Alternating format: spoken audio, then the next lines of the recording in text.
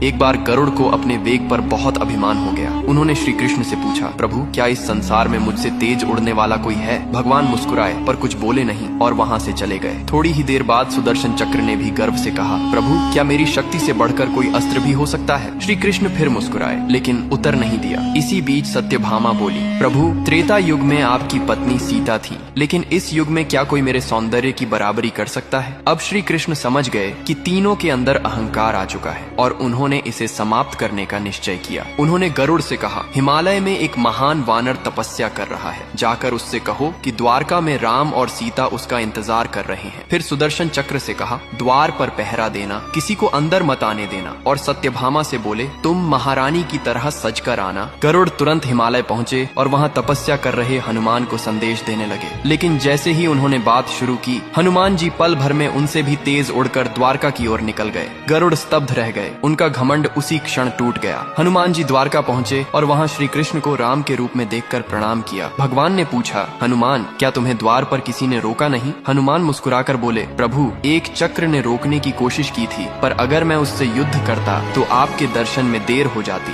इसलिए मैंने उसे निगल लिया। यह सुनते ही सुदर्शन चक्र का अभिमान भी समाप्त हो गया। फिर हनुमान जी ने सत्यभामा की ओर देखा और बोले, प्रभु यह दासी कौन है? मेरी माता सीता कहाँ है? यह सुनकर सत्यभामा का अहंकार भी चूर चूर हो गया। इस प्रकार श्री कृष्ण ने बिना कुछ कहे केवल हनुमान के माध्यम से तीनों का अभिमान तोड़ दिया।